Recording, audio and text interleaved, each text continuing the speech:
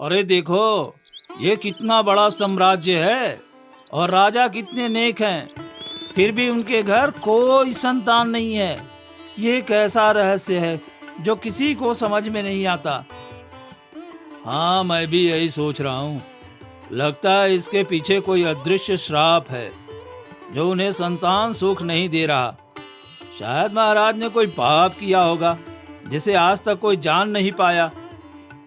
रुद्रनगर राज्य बहुत समृद्ध और विशाल था, जहाँ राजा विक्रम अपनी रानी सौम्या के साथ रहते थे। उनकी शादी को कई साल बीत चुके थे, लेकिन फिर भी उन्हें कोई संतान नहीं थी। फिर एक दिन लगता है महारानी कभी माँ नहीं बन पाएंगी। कितना भी अच्छा दिल हो, कितनी भी भलाई करो, लेकिन जब कर्म साथ नहीं देते तो संतान सुख नहीं मिलता। हाँ हाँ, बिल्कुल सही कह रही हो। अरे दिल का अच्छा होने से क्या होता है, कर्म भी अच्छे होने चाहिए। तभी तो एक बच्चा पैदा होते ही उसी वक्त मर गया। उसके भी इतने वर्ष बीत गए और फिर भी उन्हें संतान सुख नहीं मिला। बच्चे तो किस्मत से होते हैं। जो झोपड़ी में रहते हैं उनको भी संतान का सुख प्राप्त है और इस राजमहल में किसी चीज की कमी नहीं है। पर राजा और महारानी के लाख कोशिशों के बाद भी इस राजमहल को वारिस नहीं मिल पाया। पास खड़ी महारानी ये सारी बातें सुन लेती है। हे भगवान, मैं क्या करूं? सब मुझ पर हंस रहे हैं, मेरा उपहास उड़ाते हैं। मैं अपने पति को संतान सुख नहीं दे पा रही हूँ। इतना कहकर महारानी रोने लगती है और अपने कक्ष में चली जाती है। तभी कुछ देर बाद महाराज आते हैं और कहते हैं, क्या हुआ महारानी, आप फिर रो रही हैं? महाराज, हमने ऐसा कौन सा पाप किया कि मैं माँ नहीं बन पा रही। मेरा मन घुट रहा है। आप दूसरा विवाह कर लीजिए, मैं आपको संतान सुख नहीं दे पाऊंगी। महारानी, आप रो क्यों रही हैं? क्यों व्याकुल हैं? हमारी संतान सिर्फ आपसे ही होगी। मैं आपको छोड़कर दूसरा विवाह नहीं कर सकता। लेकिन महाराज, लोग ताने मारते रहते हैं। मैं हर दिन यही सुन सुनकर थक चुकी हूँ। मैं इस दर्द में नहीं जी सकती। चिंता मत कीजिए, हम कल ही ज्योतिष को बुलाएंगे। देखेंगे कि हमें संतान सुख मिलेगा या नहीं। अगर नहीं मिला तो हम किसी को भी गोद ले सकते हैं। फिर महाराज दरबार में आकर कहते हैं, मंत्री जी, तुरंत ज्योतिषी को बुलाइए। मुझे अपने भविष्य के बारे में जानना है। मेरी संतान का मार्ग क्या है? अगर महाराज को कोई संतान नहीं हुआ तो सिर्फ मेरा बेटा राज्य का राजकुमार बनेगा। हाँ, मैं महाराज को कभी संतान सुख नहीं पाने दूंगा।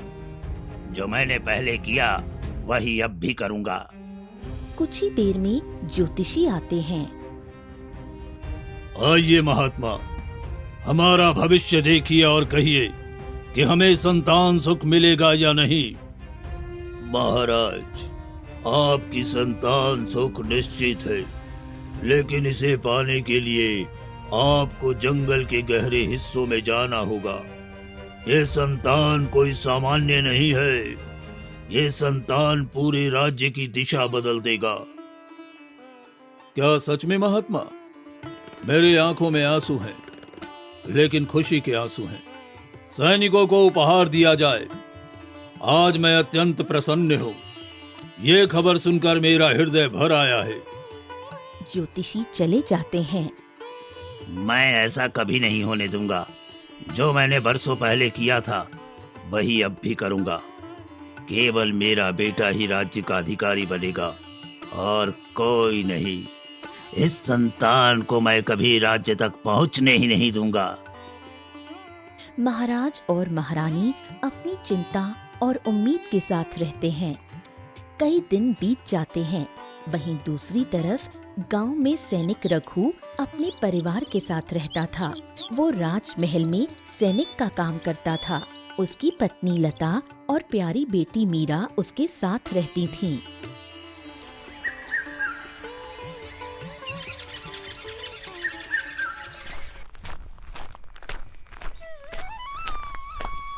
लता, हमारी बेटी का अच्छे से ध्यान रखना और उसकी पीठ पर जो खास निशान है वो किसी को नजर ना पड़े, नहीं तो उस दिन हमारी बेटी हमसे छिन जाएगी। हाँ जी, मैं पूरी कोशिश कर रही हूँ वो निशान छुपाने की।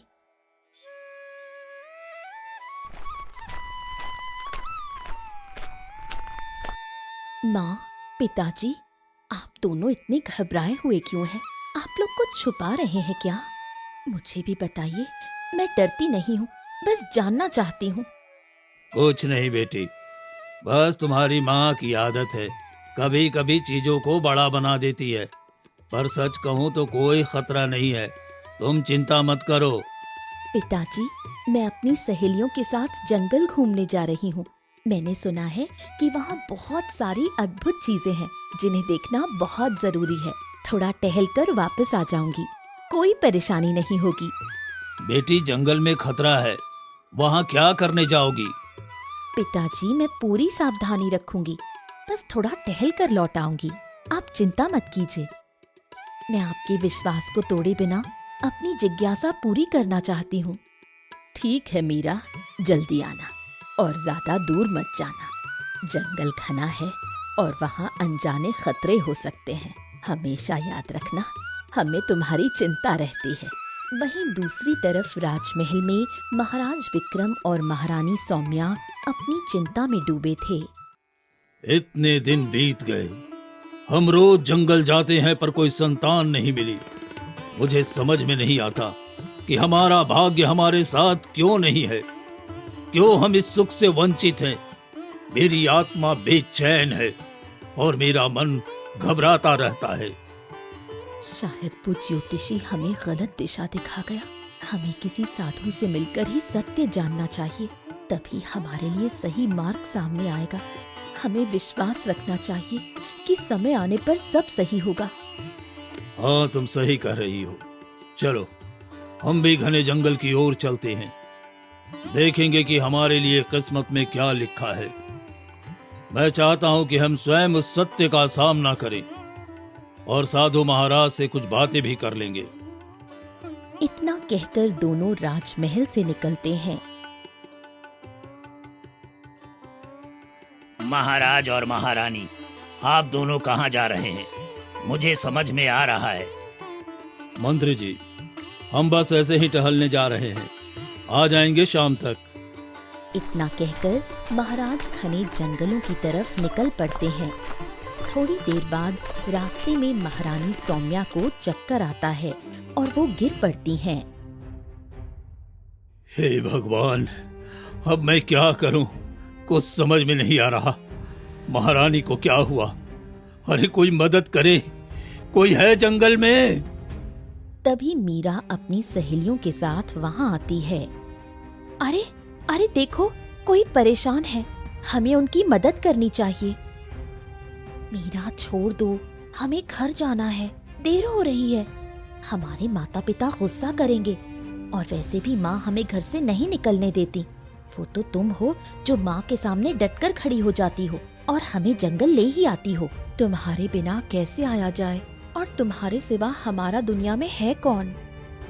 तुम्हें एक बात पता है, भले ही पिताजी और माँ हमसे कुछ भी छुपा ले, पर जो गांव वाले मेरे बारे में बात करते हैं ना, उसका एहसास है हमें।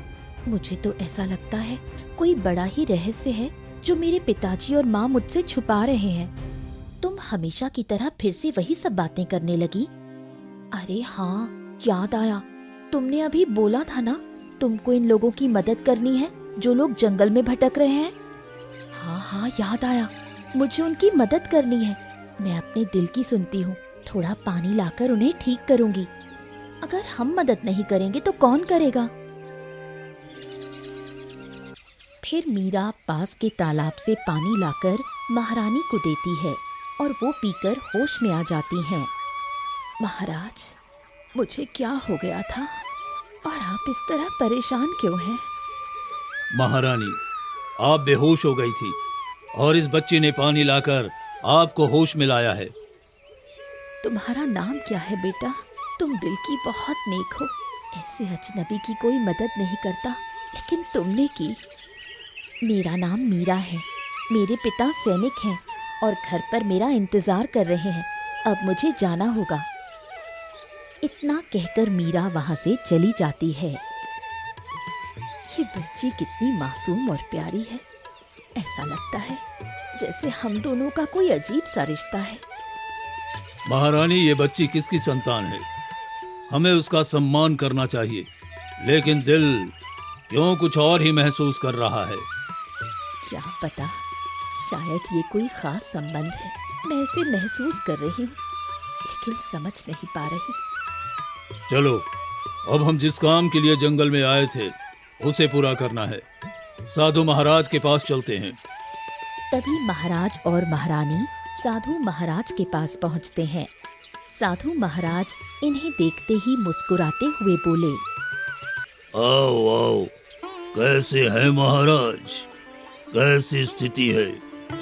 आप परेशान दिखाई दे रहे हैं। बताइए, मैं आपकी क्या सहायता कर सकता हूँ? साधु महाराज, हम बहुत परेशान हैं। आपको पता है, 18 साल पहले हमारी पुत्री जन्मी थी, पर वो होते ही मर गई। उसके बाद आज तक कोई संतान नहीं हुई। मेरी पत्नी आए दिन व्याकुल और दुखी रहती है। कृपया करके बताइए, क्या हमें कभी संतान सुख मिलेगा?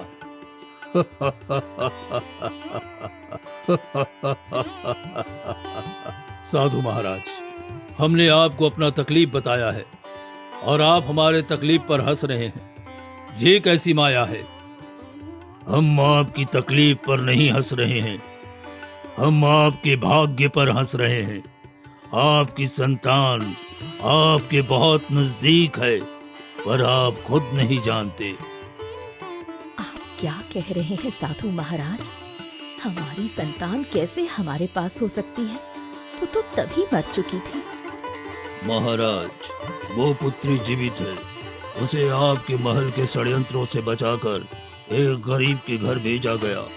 आप स्वयं इसका पता लगाएं कि कौन गद्दार है जो आपकी संतान को आपके पास आने नहीं देता है। सच में हमारी संतान जीवित है। ये जानकर मैं बहुत खुश हूँ, पर हम उसे कैसे पहचानेंगे?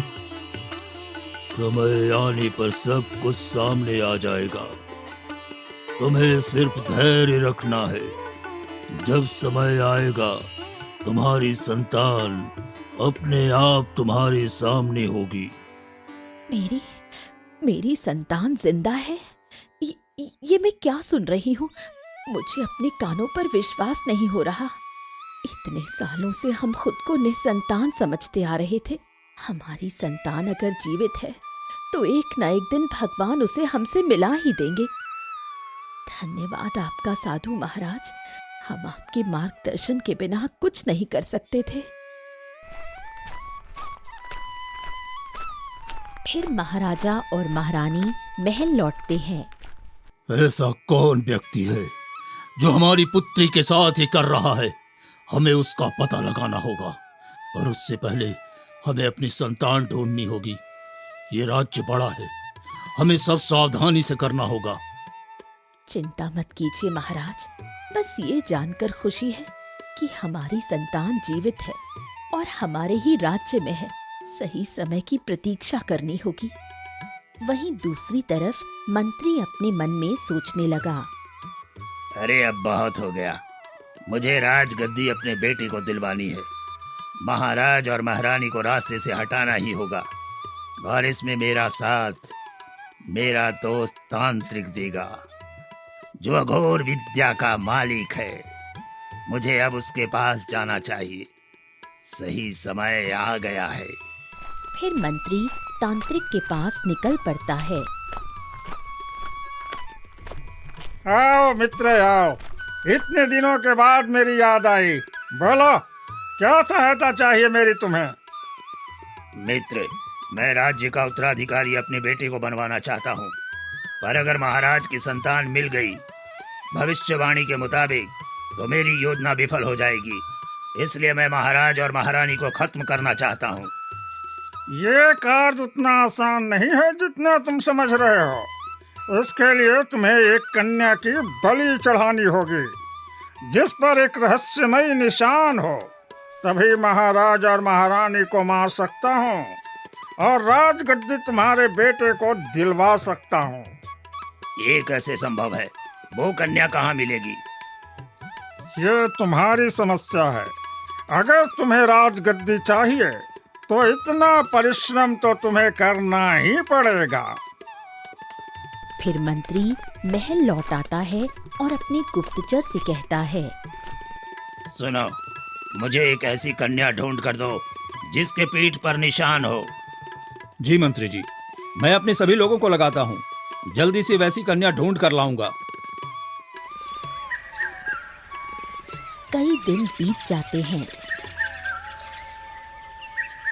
वहीं दूसरी तरफ मीरा नदी में स्नान कर रही थी। तभी एक बूढ़ी औरत ने उसकी पीठ का निशान देख लिया। अरे, ये निशान कैसा है? ये कोई साधारण निशान नहीं लगता।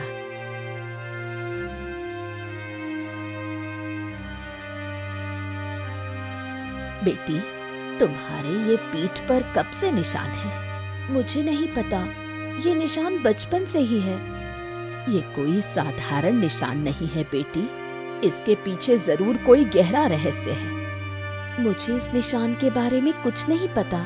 अम्मा पिताजी ने कभी कुछ बताया ही नहीं। इतना कहकर मीरा घर की तरफ जाने लगी। तभी एक गुप्तचर ये बातें सुन लेता है और वो जाकर बूढ़ी औरत से कहता है, आप कैसे निशान की बात कर रहे थे? अरे, ये मीरा नाम की लड़की है ना, उसकी पीठ पर एक बहुत ही गहरा निशान है जो किसी एक रहस्य को बयान करता है। मिल गई मुझे वो लड़की। अब मुझे जल्दी से जाकर मंत्री जी को ये खबर देना होगा। वहीं मीरा घर लौटकर माँ पिताजी को बताती है, माँ पिताजी, आज गांव की एक बूढ़ी औरत ने मेरे पीठ का निशान देखकर अजीब बातें की। ये निशान किसी रहस्य से जुड़ा हुआ है और ये निशान सिर्फ राजघरानों में ही होता है। बेटा, ये निशान तुम्हारी दादी के समय से है। ये निशान हमारे खानदान में भी आया है। ये निशान हमारे खानदान का हिस्सा है। तुम्हारे दादा ने तुम्हारी दादी से प्रेम विवाह किया था, जो कि तुम्हारी दादी एक राजकुमारी थी, और ये निशान उसके कारण तुम्हारे साथ भी आया। वहीं दूसरी तरफ महल में मंत्री जी, हमें एक कन्या मिल गई है जिसके पीठ पर निशान है। अब हमें ज्यादा देर नहीं करनी चाहिए। वो कन्या लेकर हमें तांत्रिक महाराज के पास जाना होगा, तभी आगे का रास्ता मिलेगा। मैं तुम पर भरोसा नहीं कर सकता। इतना बड़ा कार्य है, मैं भी तुम्हारे साथ चलूंगा। कुछ ही देर में मंत्री रघु के घर पहुंचता है। अरे, अंदर कोई है? हाँ, बोलिए मंत्री जी, क्या काम है? कुछ नहीं, बस महाराज का आदेश है कि आपकी कन्या राजमहल में हाजिर हो। मेरी बेटी ने क्या किया है? मैं उसे राजमहल नहीं जाने दूंगी। ऐसा नहीं कर सकते, राजा का फरमान है, उसे जाना ही पड़ेगा। महाराज ने राज्य के सभी कन्याओं को राजमहल में उपस्थित होने के लिए कहा है, तो आपकी पुत्री को भी जाना ही होगा। ठीक है, लेकिन मुझे बहुत चिंता है। माँ, मैं जानती हूँ आप परेशान हैं। मैं सुरक्षित रहूंगी, आप चिंता न करिए माँ। मीरा मंत्री के साथ जंगल की ओर निकल जाती है। रास्ते में वो पूछती है, तुम मुझे कहाँ ले जा रहे हो? ये रास्ता तो महल की ओर नहीं जा रहा। थोड़ी दूर और चलो, फिर तुम्हें पता चल जाएगा कि तुम कहाँ जा रही हो। कुछ ही देर में वो एक गुफा में पहुँचते हैं। आखिर तुम ले ही आए मंत्री। अब इस कन्या का निरीक्षण करता हूँ। फिर तांत्रिक ध्यान लगाकर देखता है। इसके पीठ पर एक रहस्यमयी निशान है, जैसा मुझे निशान चाहिए था। तुमने बिल्कुल सही लड़की पकड़कर लाए हो मंत्री। मेरे गुरु कहते हैं इसकी बलि आने वाली अमावस्या की रात को चढ़ानी होगी। ठीक है, मैं इसे कैद में रखूंगा। फिर महाराज और महारानी को रास्ते से हटाना होगा। तुम लोग क्या कर रहे हो? तुम ऐसा नहीं कर सकते। मुझे मेरे माता पिता के पास जाने दो। वहीं दूसरी तरफ तभी रघु घर लौटता है। मीरा, मेरी बेटी कहाँ है? कहीं नहीं दिखाई दे रही है। लता, तुम कुछ क्यों नहीं बोल रही हो? मंत्री आया था और मीरा को ले गया। बोल रहा था राज्य की सभी कन्याओं को महाराज ने महल में बुलाया है। ये क्या कह रही हो? हमारी बेटी की जान खतरे में है। तुमने क्या कर दिया लता? तुम नहीं जानती मंत्री कितना नीच किस्म का आदमी है। अब हम क्या करेंगे? रघु, हमें महाराज से मदद लेनी होगी, लेकिन अगर महाराज को पता चला तो वो हमें हमारी बेटी से अलग कर देंगे। अगर मैं नहीं जाऊंगा तो मेरी बेटी मर जाएगी। मेरी बेटी को बचाने के लिए अब मुझे चोरी छुपे महाराज के पास जाना होगा।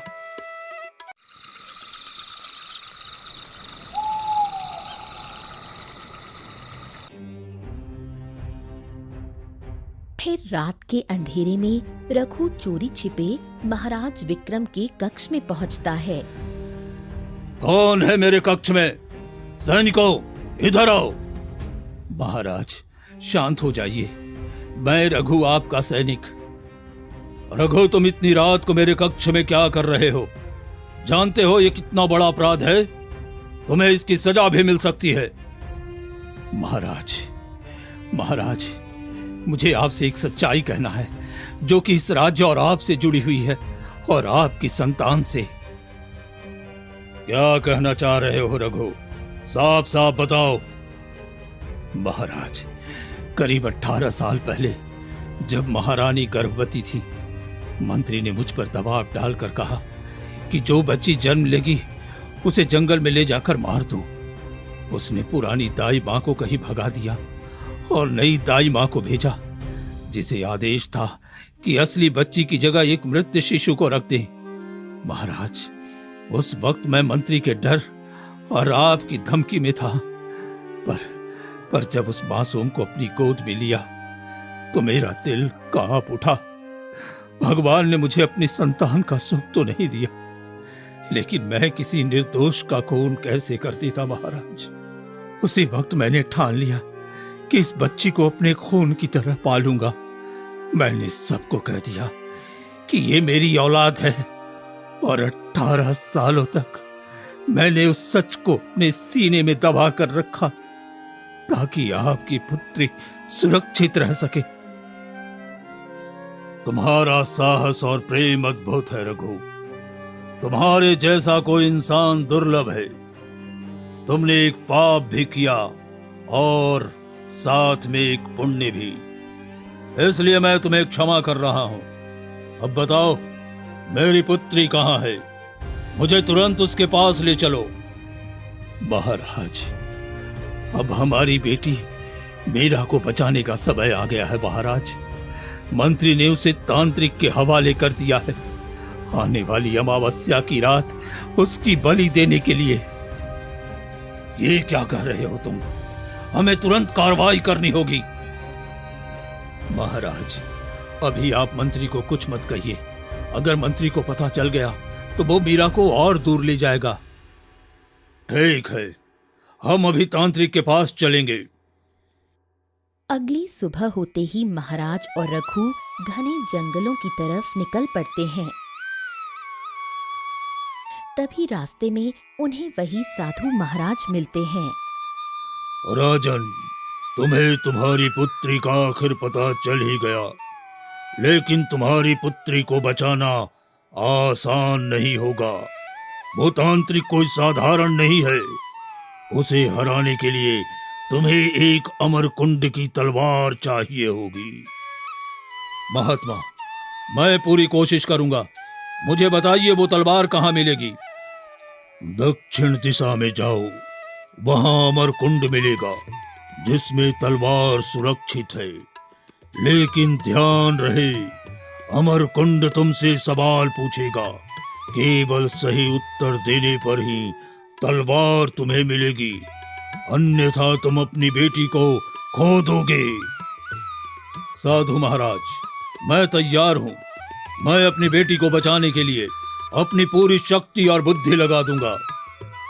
फिर महाराज और रघु अमर कुंड की झील के किनारे पहुंचते हैं। महाराज, हमें माफ कर दीजिए महाराज। अगर हम इतने सालों तक राजकुमारी की सच्चाई छुपाते नहीं तो शायद आज उसकी जान खतरे में नहीं पड़ती। हाँ रघु, तुम्हारा पाप तो जरूर है, लेकिन साथ ही तुम्हारा पुण्य भी है। तुमने मेरी संतान को जान से मारने से बचाया और उसे अपनी संतान की तरह पाल पोस कर बड़ा किया, इसलिए तुम्हें कोई सजा नहीं दी जा सकती। दोनों झील के किनारे आगे बढ़ते हैं। तभी अचानक झील के पानी में से एक गूंजती हुई आवाज आती है। राजन, तुम यहाँ क्यों आए हो? मैं अपनी बेटी को बचाने और एक शक्तिशाली तांत्रिक को समाप्त करने के लिए यहाँ आया हूँ, इसलिए मुझे तुम्हारी तलवार चाहिए। क्या तुम्हारा साहस और धैर्य इस तलवार के लिए पर्याप्त है? तुम्हें ये तलवार चाहिए, लेकिन पहले तुम्हें शर्त पूरी करनी होगी। मैं जानता हूँ, मुझे मेरी बेटी को बचाना है। मुझे ये तलवार चाहिए। मैं कोई भी चुनौती स्वीकार करने के लिए तैयार हूँ। पहला काम ये है कि तुम्हें मेरी गहराई में उतरना होगा और उस रहस्यमयी प्रकाश तक पहुंचना होगा जो केवल सच्चे हृदय वाले को दिखता है। अगर तुम्हारा मन शुद्ध होगा तो प्रकाश छुप जाएगा। महाराज, ये कार्य कठिन है, पर मैं आपके साथ हूँ। मेरी जान भी लगे, मैं अपनी संतान को बचाने के लिए हर चुनौती झेलने को तैयार हूँ। नहीं रघु, अब ये जिम्मेदारी मेरी है, इसलिए तुम यहीं रहोगे और सारी चुनौतियां मैं पार करूंगा, क्योंकि वो मेरी पुत्री है और उसे बचाना मेरा कर्तव्य है। इतना कहकर महाराज झील की गहराई में उतरते हैं। पानी ठंडा, गहरा और रहस्यमयी था। जैसे जैसे वो आगे बढ़ते हैं, तभी पानी से एक रहस्यमयी आकृति प्रकट होती है, सिर पर चमकते ताज के साथ। कौन हो तुम, जो मेरे प्रकाश और तलवार तक पहुंचने की हिम्मत रखते हो? तुम्हारा हृदय सच्चा है या केवल इच्छा और लालच? मैं महाराज विक्रम, मैं अपनी संतान की रक्षा के लिए आया हूँ। मेरा हृदय केवल प्यार और कर्तव्य से भरा है। यदि सच में तुम्हारा हृदय शुद्ध है तो मैं तुम्हें ये तलवार दूंगा, लेकिन एक और परीक्षा है। तुम्हें झील के बीच में 3 सवालों के उत्तर देने होंगे जो केवल एक निडर और न्यायप्रिय राजा ही दे सकता है। मैं तैयार हूँ।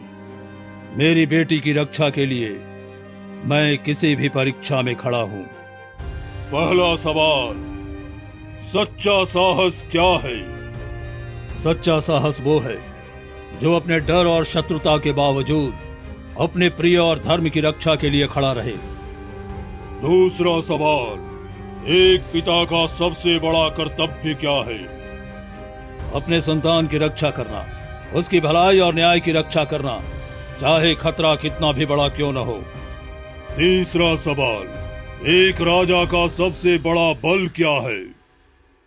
सत्य और न्याय। यदि राजा का हृदय धर्म और न्याय के लिए न धड़कता हो तो उसका राज्य और उसका जीवन व्यर्थ है। तुम्हारा हृदय शुद्ध और निडर है। ये तलवार तुम्हारी है। इसका प्रयोग केवल तुम्हारी संतान की रक्षा और न्याय के लिए ही करना।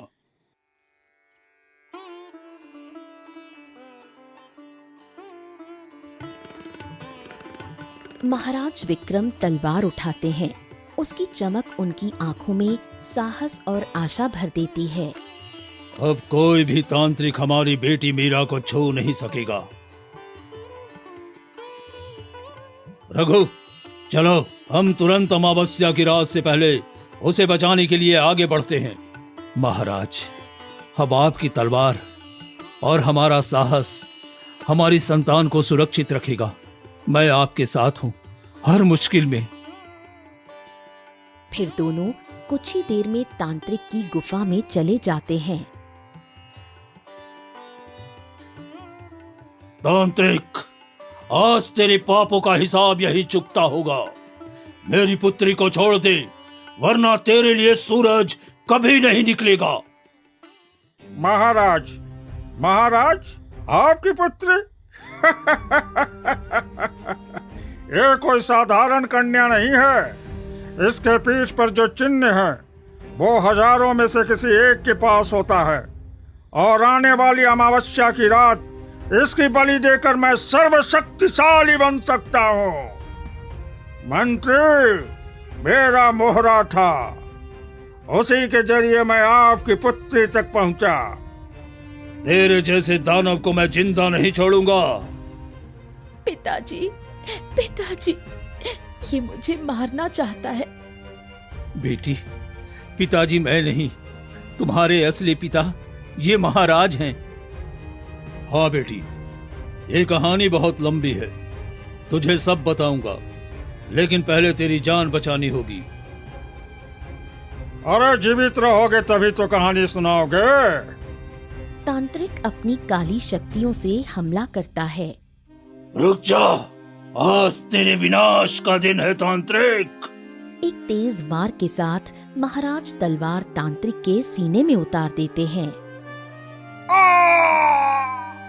नहीं, ये कोई साधारण तलवार नहीं, ये अमरकुंड की तलवार है। ऐसा नहीं हो सकता, ऐसा नहीं हो सकता। जो पाप करता है उसका अंत का अस्त्र भी इसी सृष्टि में पहले से तय होता है, और तेरी मृत्यु का समय आ चुका है तांत्रिक।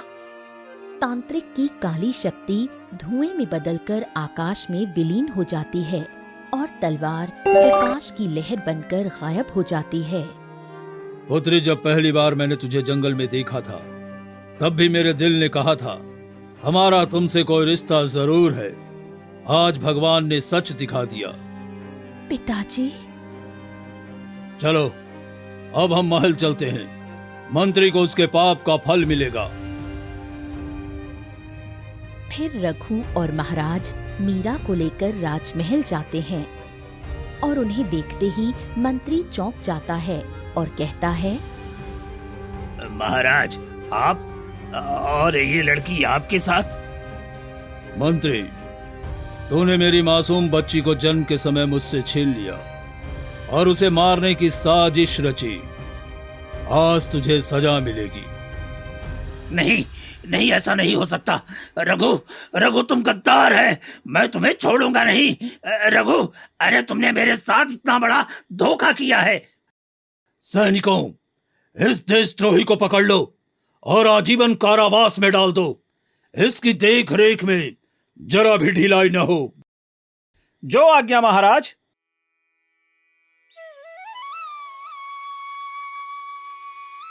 महाराज, क्या हमारी पुत्री मिल गई? महाराज, सच में मैं मां बन गई। भगवान ने मेरी सुन ली। हाँ रानी, देखो यही है हमारी मीरा। बेटा, जब मैंने तुझे पहली बार देखा था तभी दिल ने कहा था कि तू मेरी है। आज भगवान ने हमें फिर से मिलाया है। ये तो मेरा सौभाग्य है। मुझे दो माता पिता मिल गए हैं और मुझे अब दुनिया की सारी खुशियां मिल गई हैं। महल में खुशी की लहर दौड़ जाती है। प्रजा अपनी रानी की प्रशंसा करने लगती है और राजा रानी अपनी पुत्री के साथ सुखपूर्वक जीवन बिताने लगते हैं।